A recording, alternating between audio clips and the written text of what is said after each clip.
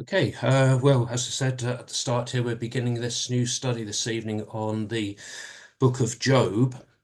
And the Book of Job has been recognized by many as one of the greatest pieces of literature ever produced. The French novelist Victor Hugo said, "Tomorrow, if all literature was to be destroyed and it was left to me to retain one work only, I should save Job." And the poet Tennyson called it the greatest poem, whether of ancient or modern literature. The Book of Job is often associated with the problem of human suffering, and it's turned to when people are seeking an answer or an explanation for the personal suffering they're experiencing or the suffering that is seen in the world around us in general, particularly the suffering of the righteous or the innocent, when we see children suffering or elderly people suffering. And we wonder, how can an all-loving, all-powerful God allow such things to happen?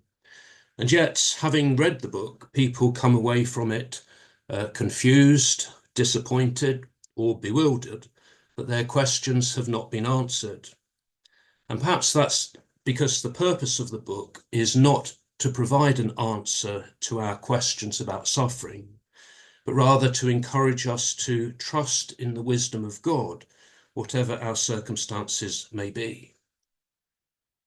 So what is the book of Job all about? The book of Job tells the story of a good man named Job. He's introduced to us in the very first verse of the book. A man who became overwhelmed by suffering. And through a series of disasters which God permitted the adversary, Satan, to inflict on Job, he lost his wealth, his 10 children died, and he was afflicted with an unpleasant disease. And Job does not know why God has done this to him. However, we, the readers, know that these things have happened because God is proving to the adversary that Job's faith is genuine, that Job does not serve God just for what he can get out of it. And God is confident that Job's faith will survive this severe testing. Job has 3 friends named Eliphaz, Bildad, and Zophar, who come to console him and comfort him. And most of the book of Job is made up of a series of discussions and exchange of speeches between these 4 men. There's a cycle of speeches that goes on throughout most of the book. And Job's friends suggest that Job is suffering because he has sinned, and they urge him to repent. But Job rejects their assessment of his situation, and he maintains that he is innocent, and he questions the fairness of God's treatment of him. How can God be fair or just if this is imposed upon him? Later in chapters 32 to 37 of the book, another character enters the debate, a young man named Elihu, and he makes 4 speeches which he thinks answers Job's problem. He's angry with Job because he tried to justify himself, and he is angry with Job's 3 friends because they had declared Job to be in the wrong, but they hadn't really answered the problem for him. And then finally, the Lord himself addresses Job out of the whirlwind in chapters 38 to 41. And God's speeches there at the end of the book change Job's attitude as he realizes that he cannot answer God. And in the end, God declares Job to be right, and he restores to him his wealth and his happiness there at the end of chapter 42. So one commentator has put it, upon this simple plot, an unknown writer of superlative genius has erected a monumental work. The most persistent questions of the relationship of men to God have been given powerful theological treatment in verses whose majesty and emotion are unsurpassed in any literature, ancient or modern. That's a basic summary then of what the book is all about. Well, where do we find the book of Job in our Bibles? In our English translations, the Old Testament is divided into four main sections. We speak of law, history, poetry, and prophecy.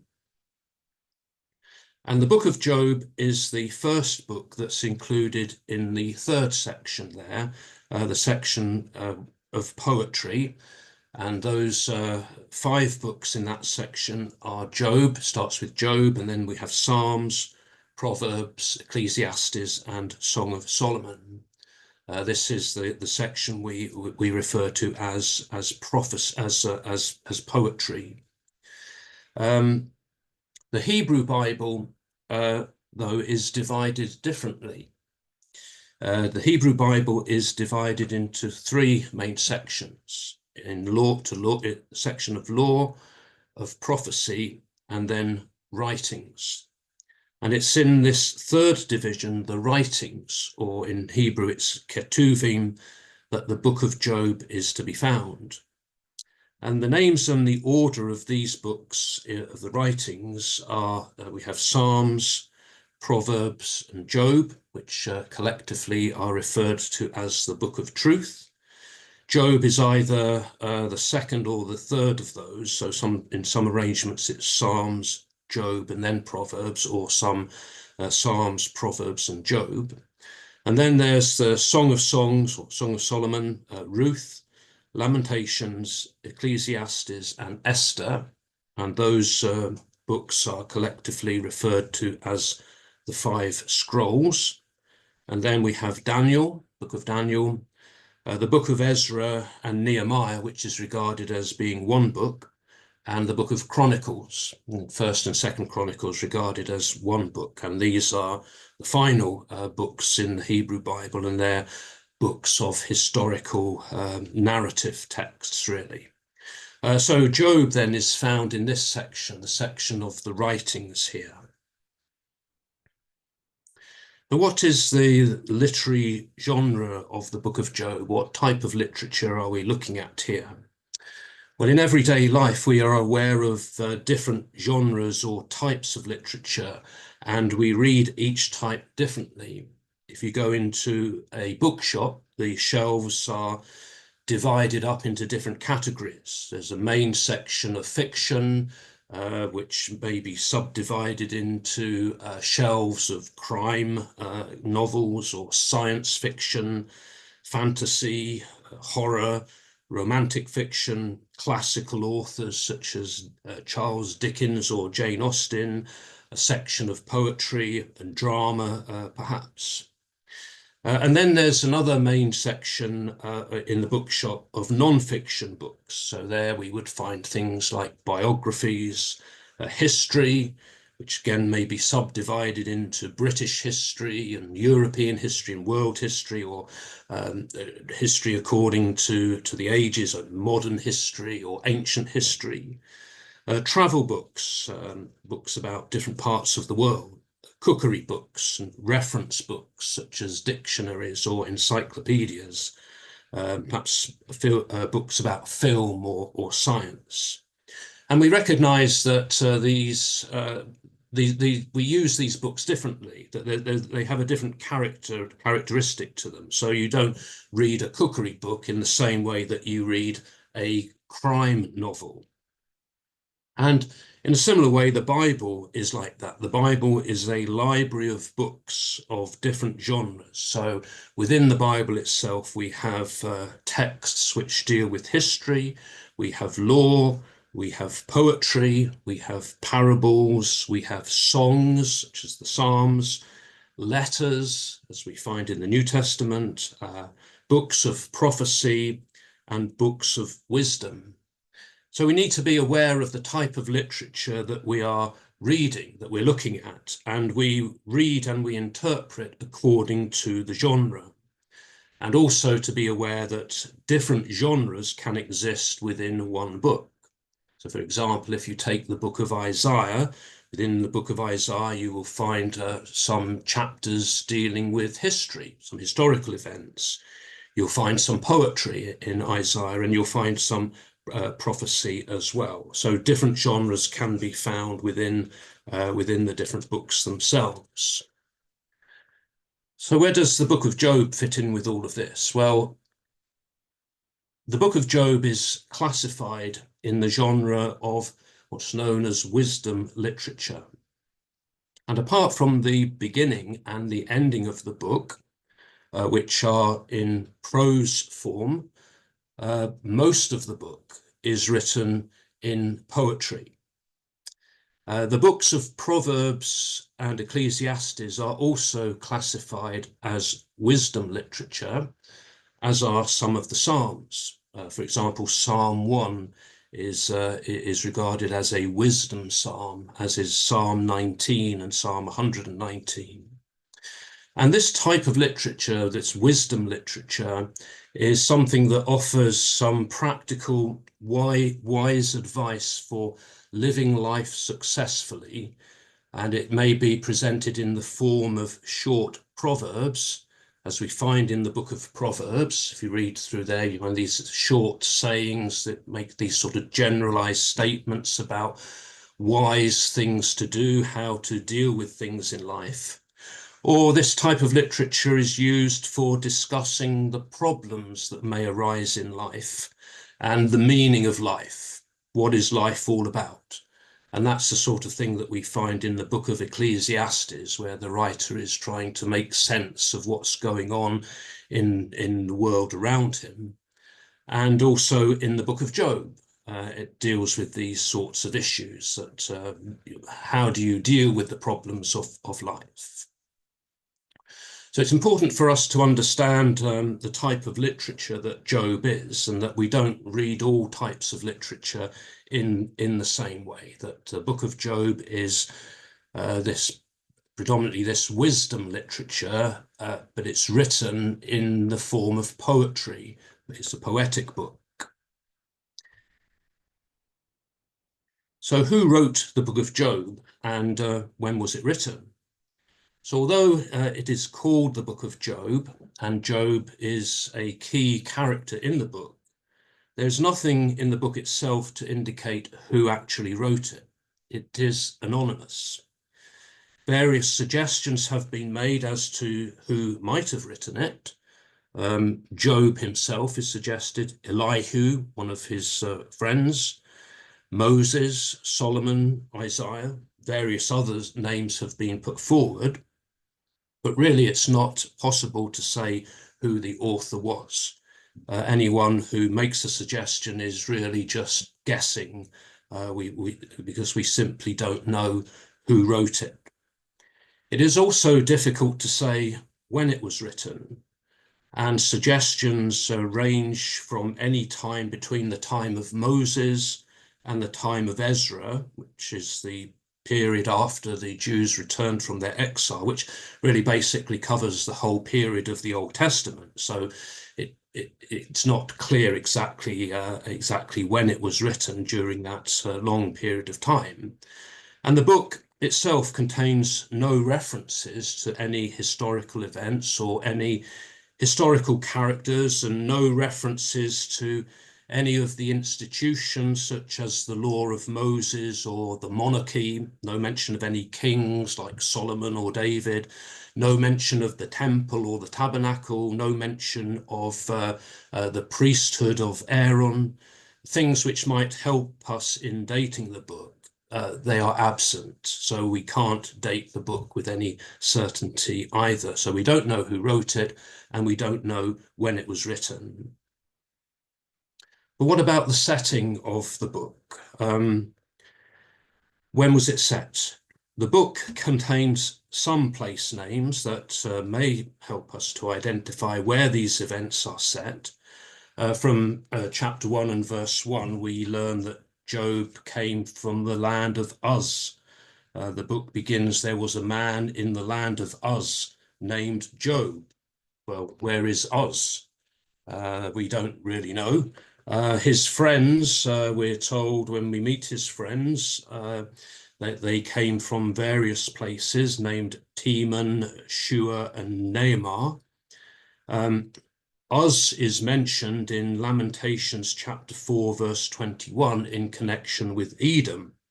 Lamentations chapter 4, verse 21 says, "Rejoice and be glad, O daughter of Edom, dweller in the land of Uz."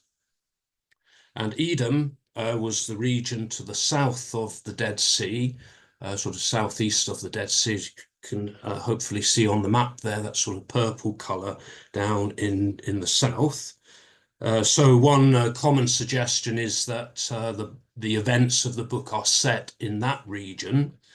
Others suggest that the events are set in Aram, which is in northern Mesopotamia. It's more sort of off the map there, up in the north, in that white-coloured area to the north there. But again, we can't be absolutely certain about any of this. Some think that the events are set in the patriarchal age. That's in the second millennium BC, so from around 2000 BC onwards. And the reason why people think that they're set in the patriarchal age, that's in the age of people like Abraham and Isaac and that sort of period.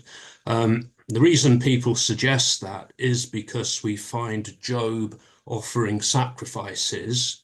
So he's acting in the role of a priest or in offering sacrifices similar to the way in which Abraham did. He is the head of his household. His wealth is found in the herds and the flocks that he owns and the servants that he has, much in the same way as Isaac is also described in Job chapter 1 and verse 5. We find him there when a round of feast days was over. Job would send word to them, to his children, to sanctify themselves, and rising early in the morning, he would make burnt offerings, one for each of them. So there we find Job making those offerings as Abraham might have done. We find his wealth being given in terms of the flocks that he owns. In verse 3 there, his possessions were 7,000 sheep, 3,000 camels, 500 yoke of oxen, 500 she-asses, and a very large household. That's a similar description to the wealth recorded of Isaac in Genesis chapter 26, verses 12 to 14. Genesis chapter 26, verse 12 says, "And Isaac sowed in that land and reaped in the same year 100-fold. The Lord blessed him, and the man became rich and gained more and more until he became very wealthy. He had possessions of flocks and herds and a great household, so that the Philistines envied him." So the same sort of thing said of Isaac there as is said of Job here. The absence of any references or allusions to the law of Moses, the temple and the priesthood, those institutions associated with Israel, may also indicate that the events are set earlier than the time of Moses, so in that period of the patriarchs. And the length of Job's life as well, as we're told in chapter 42, verses 16 and 17, that he lived for a further 140 years after the events of the book. And that age there fits better with the ages of people during the patriarchal period, when people seem to have lived for those longer periods of time. So although the events of the book may be set in the patriarchal period, the book itself was probably written much later. So not actually written during that period, but perhaps at a much later date. But against the view that it was set in the patriarchal period, we may note that Job is not an Israelite. So we would not expect to find references then to the law, to the temple and the priesthood, because that's not where he lives. That's not his culture. And the book is not set in Israel either. So again, there's uncertainty about the period of time in which the events are being set here. Another question for us to think about is then, was Job a real person? The question of whether Job was a real historical character or a literary figure created by the writer is really unanswerable. It is possible that there was a man named Job who really existed, and he underwent some extreme suffering. And aware of this perhaps well-known story that circulated in that part of the world at that time, the writer compiled and structured the book of Job as we have it today, sort of as a piece of what we might call historical fiction. Those who believe that Job was a real historical person often point to a couple of references that we find to him elsewhere in the book of Ezekiel, incidental references to him here in Ezekiel chapter 14, verse 14, and in verse 20, is talking about the sin of the people of Judah and how God is dealing with that. And in verse 14, he says, even if these three men, Noah, Daniel, and Job, were in it, in the land, they would deliver but their own lives by their righteousness, says the Lord God. So God is saying there, speaking that even with those three characters, Noah, Daniel, and Job, if they were present in the land of Judah, that would not save the land. They would only save themselves because of their righteousness. And then in verse 20 as well, that's repeated there. Even if Noah, Daniel, and Job were in it, as I live, says the Lord God, they would deliver neither son nor daughter. They would deliver but their own lives by their own righteousness. The point being made there is of the righteousness of those three characters who are named there, Noah, Daniel, and Job. That's the only reference to Job that we have outside of the book of Job in the Old Testament. And the only reference that we have to him in the New Testament is in the letter of James, in James chapter 5 and verse 11, where James is talking about the example of suffering and patience. In verse 10, he said, as an example of suffering and patience, brethren, take the prophets who spoke in the name of the Lord. Behold, we call those happy who were steadfast. You have heard of the steadfastness of Job, and you have seen the purpose of the Lord, how the Lord is compassionate and merciful. So Job mentioned there as an example of steadfastness in the face of suffering. Now, this could be evidence of Job's real existence, these couple of references that we have, or it could be that Ezekiel and James are really looking back to the example of Job's righteousness and Job's steadfastness, much in the same way that we might refer to the Good Samaritan as an example of mercy and compassion, even though the Good Samaritan was not an historical person, but a character in a parable. The example is still valid, whether the person is real or not. And since the book of Job, as we've already mentioned, is in the genre of wisdom literature, we do not need to read it as an historical narrative. So we read it for what it teaches us about God and how God functions, how God works in the world, and how we are to respond to him, especially in the face of suffering. And this is what really makes the book of Job so universally relevant and attractive to us. So as one writer has put it, the truth of the book does not depend on the historical nature of its story, which means historicity does not matter.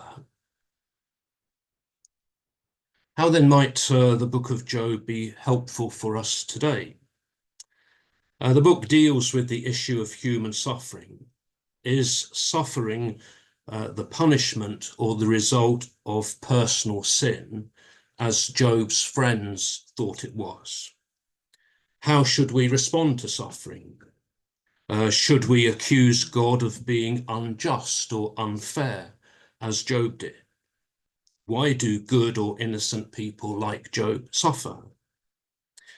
The book really challenges the view that righteous people prosper and the wicked suffer, or those who prosper must be righteous, whilst those who suffer must be wicked.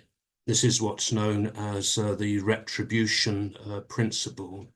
Righteous people will prosper, they will have an easy, comfortable life, all will go well for them. But if you're wicked, then you're going to suffer. Or if we see someone who is prospering, then we must assume, well, they must be a righteous person because of their prosperity. Whereas if we see someone suffering, well, they must be wicked. They must have done something wrong. Well, the book of Job really challenges that idea. So whilst the book of Job does not provide us with any simple answers, it does encourage us to continue to place our trust in God and his wisdom, even when we do not know the reasons why things are happening to us. So it is a book that is of benefit to us. It's a difficult book. It's difficult to get round all of the things that are being said in the speeches and the different points of view that are being expressed there. But it is a book that is helpful to us in our daily lives for today as well. This is an outline of the book itself, which we shall be attempting to follow in our study. So it begins with the prologue in the first 2 chapters with the testing of Job. This is the first prose section. And then we have this long section from chapter 3 through to chapter 27, which is this debate between Job and his 3 friends. These different rounds of speeches, 3 rounds of speeches in which each character gives a speech and Job is responding to each one. And then Job's conclusion in chapter 27. Then there's an interlude in chapter 28 on wisdom. And then this other character, Elihu, makes his appearance in chapters 29 to 37. So Job makes his final defense, and then Elihu has his say. And then we have the Lord appearing, and the Lord and Job in chapters 38 to 42, in which the Lord speaks to Job out of the whirlwind, and Job's response to what the Lord has to say, and then the Lord's second speech and Job's second response, and then finally the epilogue in chapter 42, the last verses of the book, which is the Lord's verdict and Job's restoration, and that final part in prose form as well. So it begins and ends with the prose sections, and then all of that middle bit there, with all those speeches, that is in the form of poetry. So that's where we're going to be going, and that's the sort of outline that we will be following. So hopefully this evening has served as a useful introduction to the book, and next week we will be getting into the text itself. So we will stop the sharing there. And